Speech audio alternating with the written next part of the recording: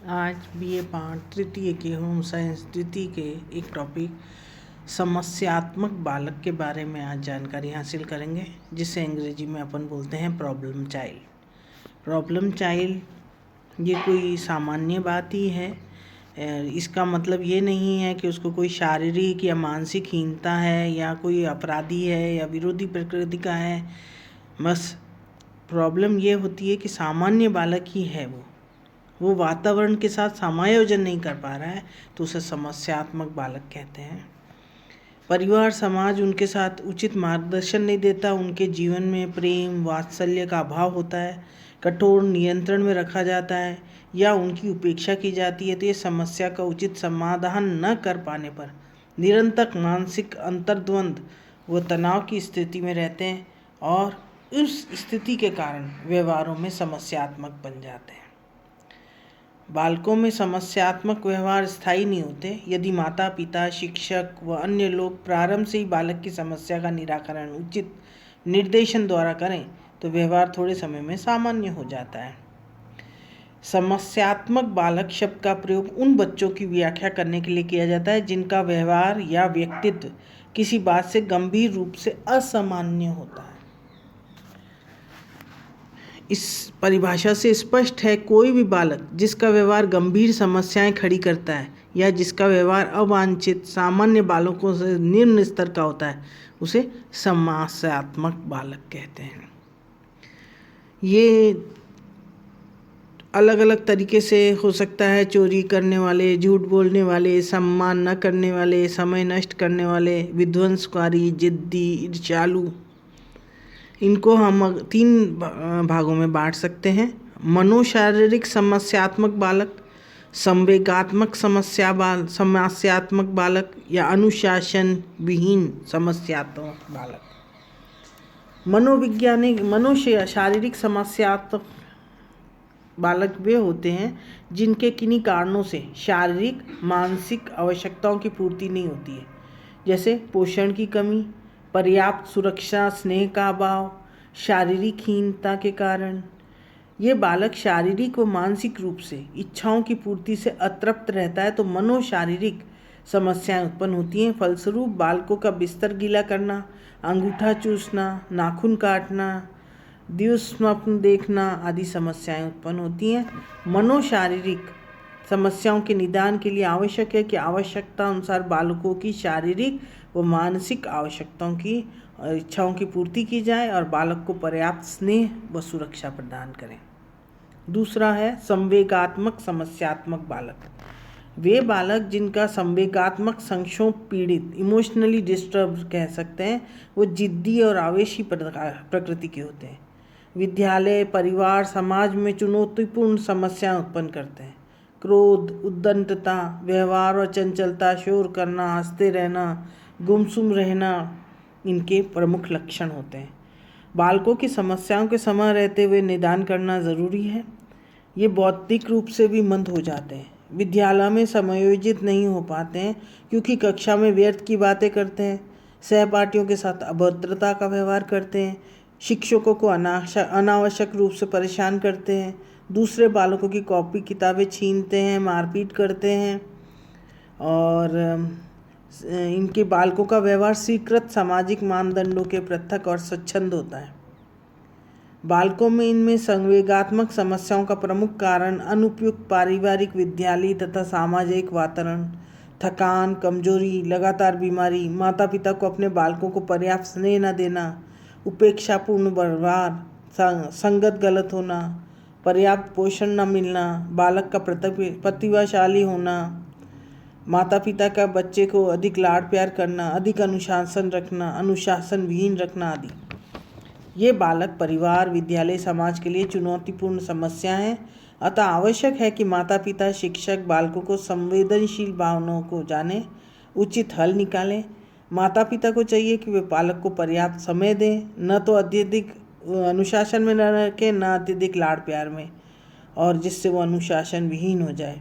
विद्यालय का शैक्षणिक वातावरण अच्छा होना चाहिए। प्रशिक्षित अध्यापकों द्वारा बालकों को शिक्षा प्रदान की जानी चाहिए। बच्चों को रुचियों के अनुसार पाठ्यक्रम में सहगामी क्रियाएं होनी चाहिए। विद्यालय का अनुशासन न तो बहुत लचीला हो न अत्यधिक कठोर हो। बालकों को त्रुटि पर शिक्षकों को कठोर दंड नहीं देना चाहिए। अच्छे कार्य के लिए समय समय पर प्रोत्साहन रूप पुरस्कार देना चाहिए। इस प्रकार संवेगात्मक समस्यात्मक बालकों के उपचार के लिए अच्छा पारिवारिक वातावरण, परिवार, विद्यालय का सही मार्गदर्शन, मनोवैज्ञानिक मूल्यांकन, उचित प्रशिक्षण और अनुकूल पाठ्यक्रम आवश्यक है। फिर अनुशासन विहीन समस्यात्मक बालक, ये बालक अनुपयुक्त पारिवारिक और सामाजिक वातावरण की देन है। जब बालकों को अपनी आवश्यकता की पूर्ति और समस्याओं का समाधान के लिए उपयुक्त पारिवारिक, सामाजिक, शैक्षिक वातावरण नहीं मिलता है तो वो उद्दंड हो जाते हैं, अनुशासन विहीन हो जाते हैं। वे इस परिवार व समाज के प्रति विरोधी प्रवृत्ति अपनाते हैं और उनकी आवश्यकताओं की पूर्ति में अक्षम है। और ये बालक दूसरों को हानि पहुंचाने वाले विध्वंसकारी जिद्दी प्रकृति के होते हैं। झूठ बोलना, चोरी करना, गंदी भाषा बोलना, तोड़फोड़ करना, दूसरों को हानि पहुंचाना, बड़ों का सम्मान न करना, आज्ञा का उल्लंघन करना आदि अनुशासन विहीन समस्यात्मक व्यवहार है। बालकों में इन समस्याओं का प्रमुख कारण आवश्यकताओं की पूर्ति न हो, परिवार व समाज की उपेक्षा मिलना, अत्यधिक कठोर नियंत्रण रखना, पक्षपातपूर्ण व्यवहार करना, अधिक लाड़ प्यार देना या कमी होना। ये बालक स्वयं अपने लिए, परिवार के लिए, समाज के लिए घातक होते हैं। इसलिए आवश्यक है कि जैसे ही माता पिता को ये ज्ञात हो कि उसका बालक किसी क्षेत्र में अनुशासन विहीन हो रहा है तो अनदेखा न करें, अपितु इस कारण को जानने का प्रयास करें। उद्दंड अनुशासन विहीन करता हो तो उसको देखें। दूसरे बालक को जन्म देने होने पर भी जब माँ बाप जो हैं वो नवजात शिशुओं के सामने ज़्यादा बिताते हैं तो ये भावना उनके अंदर दर कर जाती है। माँ छोटे को ज़्यादा प्यार करती है, उससे कोमल मन को ठेस पहुँचती है और ये क्रियाएं करता है जिससे ध्यान आकर्षित हो। ऐसी स्थिति में कोई विशेष कारण न होते हुए भी बालक अनुशासन विहीन हो जाता है। अतः आवश्यक है कि माता पिता बाल मन भावनाओं को समझें और कोमल भावनाओं को ठेस न पहुँचे और कोई भी अनुशासनहीनता प्रकट होने से तुरंत मनोवैज्ञानिक निदान करें। फिर आता है समस्यात्मक बालकों की विशेषताएं क्या है। अनुशासन विहीन होना, चोरी करना, लापरवाह होना, अश्लील व्यवहार करना, जिद करना, अप्रसन्न रहना, झूठ बोलना, क्रोध करना, कक्षा से भागना, बेचैन रहना, ईर्ष्यालु होना, अप्रसन्न रहना, अवधान कम होना, दूसरों को चिढ़ाना, भावना ग्रंथियाँ होना, लड़ाई झगड़ा करना, निर्दयतापूर्ण व्यवहार करना, आज्ञा न मानना, समाज से भागना, बीड़ी सिगरेट पीना, इधर उधर बेकार घूमना आदि। और इनके कारण क्या हैं। पारिवारिक वातावरण पहला कारण है और ये जाना गया है कि पारिवारिक वातावरण ही जो है वो सबसे इम्पोर्टेंट है। और परिवार बालक को प्रथम पाठशाला है। माताएं जो हैं वो आदर्श अध्यापिकाएं होती हैं तो बालकों के विकास को प्रभावित होते हैं। जिन परिवारों का आंतरिक वातावरण कलहपूर्ण होता है, माता पिता रोज़ लड़ाई झगड़ा करते रहते हैं तो ऐसे में बच्चे की प्रॉब्लम ज़्यादा होती है।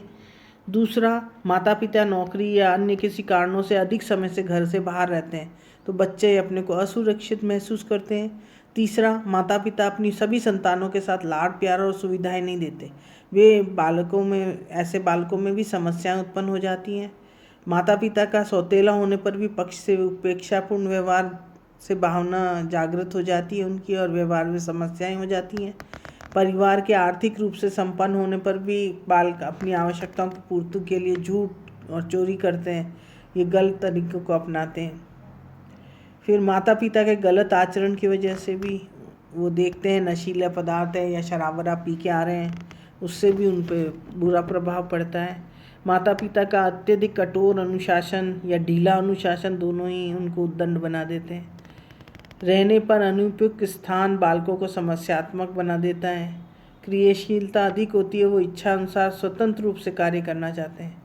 घर पर स्थान की कमी होने से उनको विभिन्न क्रियाओं के लिए रोका टोका जाता है तो वो बेचैनी अनुभव करते हैं और फिर वो इस तरीके की समस्याओं का वो करते हैं। फिर आता है आपका सामाजिक वातावरण।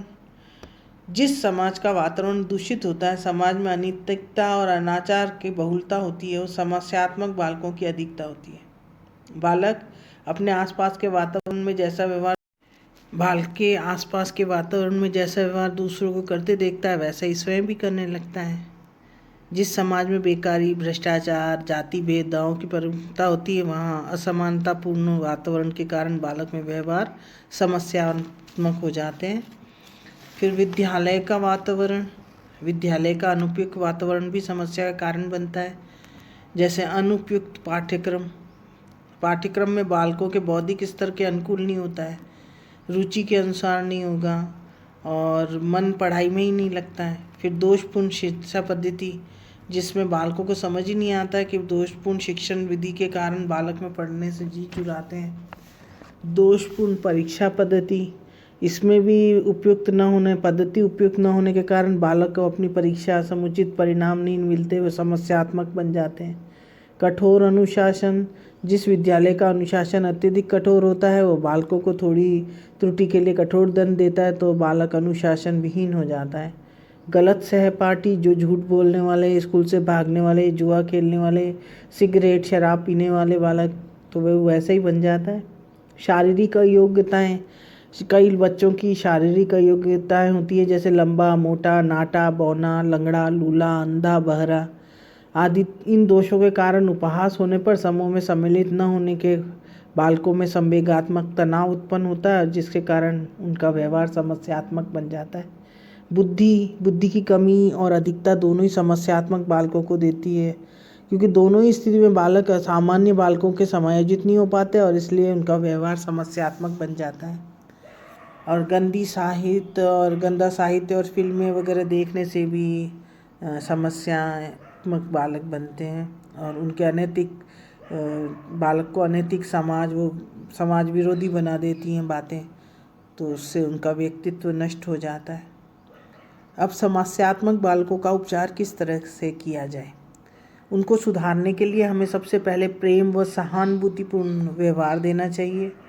आलोचना न की जाए, दबी हुई मूल प्रवृत्तियों का शोध किया जाए, आवश्यकता अनुसार ही पुरस्कार और दंड का प्रयोग किया जाए, स्वस्थ मनोरंजन के साधन उपलब्ध कराए जाएं, धर्म व नैतिकता की शिक्षा दी जाए, सही मार्गदर्शन दिया जाए, सामाजिक व रचनात्मक कार्यों में लगाया जाए, शारीरिक विकारों को कम करने के लिए सुविधाएं दी जाएं और विद्यालय का पाठ्यक्रम बालक के अनुकूल हो। शिक्षक व अभिभावक समय समय पर संपर्क करें, बालक के संबंध में पूरी जानकारी प्राप्त करें। कुछ समस्यात्मक व्यवहार हैं जैसे अंगूठा चूसना। जब चूसते हैं तो सामान्य व मूल्य प्रवर्तनात्मक व्यवहार है। जब इस क्रिया की निरंतरता 1 वर्ष की आयु के बाद भी रहती है तो बालक का व्यवहार दोषपूर्ण माना जाता है। तो ये मनोशारीरिक समस्या व्यवहार जो चूसने का सहज किया है, संतुष्टि उत्पन्न न होने के कारण। जब कोई माँ अपने बच्चे को स्तनपान नहीं करा पाती या एकाएक किन्हीं कारणों से स्तनपान कराना बंद कर देती है, कटोरी, चम्मच, बोतल से ऊपर का दूध पिलाती है, तो बालक के चूसने की सहज क्रिया की संतुष्टि नहीं हो पाती, इसलिए वह अंगूठा चूसकर मानसिक संतुष्टि प्राप्त करता है। जब बच्चे को माता पिता का पर्याप्त स्नेह नहीं मिलता है या माता पिता का व्यवहार बच्चे के प्रति उपेक्षापूर्ण रहता है तो बालक अपने मानसिक तनाव को कम करने के लिए भी अंगूठा चूसता है। यदि माँ बच्चे के दूध पिलाने के समय नियमितता नहीं रखती है, अत्यधिक भूखा रहने पर भी वो अंगूठा चूसने लगता है, धीरे धीरे उसकी आदत बन जाती है। ये बालक को अत्यधिक देर तक अकेले कमरे में छोड़ दिया जाए तो असुरक्षा की भावना महसूस करता है, इसलिए भी अंगूठा चूसना चालू कर देता है। और इस समस्या का समाधान यही है कि असंतुलित व्यक्तित्व का लक्षण है ये, और शारीरिक, मानसिक, सामाजिक और संवेगात्मक विकास की दृष्टि से हानिकारक है, इसलिए उसका उपहास का पात्र बनते हैं। इसमें हीनता की भावना आ जाएगी तो समायोजन में भी बाधक बनता है। तो इसलिए माता पिता को इस आदत विकसित देखें तो सर्वप्रथम उनके कारण जानने का प्रयास करें। बच्चे की आदत छुड़ाने के लिए मारना, डराना, धमकाना नहीं चाहिए। प्रताड़ना से बच्चों की मानसिक ग्रंथियाँ बन जाती हैं। और शिशु को दूध पिलाने के समय नियमितता रखनी चाहिए। बच्चे को पर्याप्त स्नेह देना चाहिए, सुरक्षा की भावना का विकास हो। बच्चे को अकेला नहीं छोड़ना चाहिए। शिशु को लगभग 1 वर्ष स्तनपान अवश्य कराना चाहिए। नाखून काटना भी मानव शारीरिक समस्या है जो संवेगात्मक असंतुलन की स्थिति उत्पन्न करती है।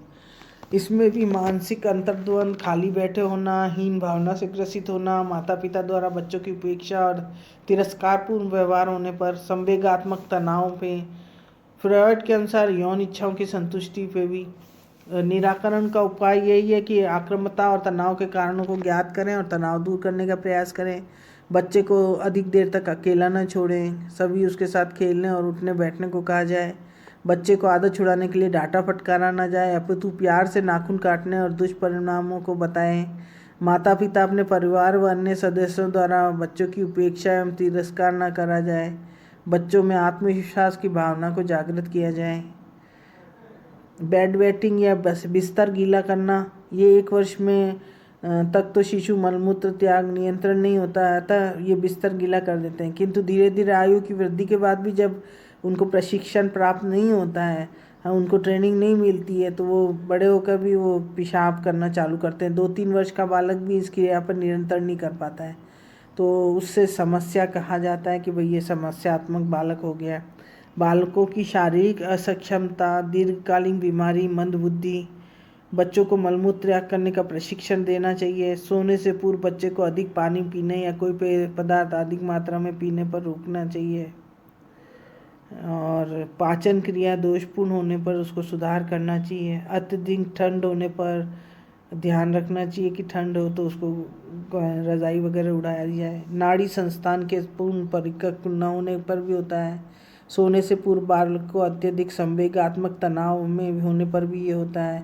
परिवार में कोई अप्रत्याशित घटना घटने से बालक भयभीत होने लगता है। सोते समय भयानक स्वप्न देखने पर, बालक को अत्यधिक डांटने पर और गुर्दे के संक्रमण होने से भी हो सकता है। बच्चे का आत्मविश्वास की कमी और हीन भावना पे भी वो, इसका उपाय यही है कि प्रशिक्षण दिया जाए और गलतियों पर डांटा फटकारा ना जाए। भूत प्रेत आदि डरावनी कहानी और काल्पनिक कहानी न सुनाई जाए। हल्का फुल्का मनोरंजन बालक को संवेगात्मक तनाव से मुक्त कर दे, ऐसा करना चाहिए। सोने से पूर्व बालक को मूत्र त्याग करा देना चाहिए। सोने के 1 घंटे पूर्व बालक को अत्यधिक तरल पदार्थ न दें। अत्यधिक ठंड होने पर बालक को उठाकर मूत्र त्याग कराएं। बच्चे के साथ उपेक्षापूर्ण व्यवहार न करें। गुर्दे का संक्रमण होने पर चिकित्सक से उपचार कराएं। रात्रि सोते समय बच्चे के कमरे में हल्का प्रकाश रखें ताकि वो भयभीत ना हो। बच्चे को रात्रि में हल्का सुपाच्य भोजन दें। बच्चों का बिस्तर सूखा, आरामदायक व मौसम अनुकूल रखें। बालक में आत्मविश्वास जगाएं और हीनता और असुरक्षा की भावना को दूर करें। झूठ बोलना, 2-3 वर्ष के बच्चे जो हैं ये अनुचित ज्ञान नहीं है, अनजाने में मनोरंजन के लिए झूठ बोल देते हैं, तो ये धीरे धीरे व्यवहार में बन जाता है। कारण गलतियों को छिपाने के लिए, मनोरंजन के लिए, दंड से बचने के लिए, दूसरों का विश्वास पात्र बनने के लिए, आत्मदर्शन के लिए, दूसरों को चिढ़ाने के लिए, दूसरों को ईर्ष्यावश बदला लेने के लिए, माता पिता शिक्षकों द्वारा वफादारी प्रदर्शित करने के लिए, स्वयं की श्रेष्ठता सिद्ध करने के लिए, बड़ों द्वारा झूठ बोलने की प्रक्रिया का अनुकरण करने पे भी, और स्नेह पाने और सहानुभूति पाने और ध्यान आकर्षित करने के लिए भी ये सब झूठ बोलते हैं। इसका उपाय ये है कि झूठ बोलने वाले बालक को कठोर दंड न दें, न ही उसे झूठ को अनदेखा करें, बल्कि उसको इस रूप में दंड दें कि उसकी गलती का एहसास स्वयं करे। बच्चे को प्यार से समझाएं, झूठ बोलना बुराई है और हमारे चरित्र को नष्ट करती है, नैतिक पतन करती है। प्रारंभ से ही माता पिता बच्चे को झूठ बोलने की आदत को हतोत्साहित करना चाहिए। बालक को साहसी व निर्भीक बनाएं, सत्यता से साथ कहें। माता पिता स्वयं भी आचरणों का ध्यान रखें, झूठ नहीं बोलें। सत्य बोलने पर बालक की प्रशंसा करें। बालक को अच्छा साहित्य पढ़ने को दें। यदि बालक झूठ बोलने की प्रवृत्ति गहरी हो गई है तो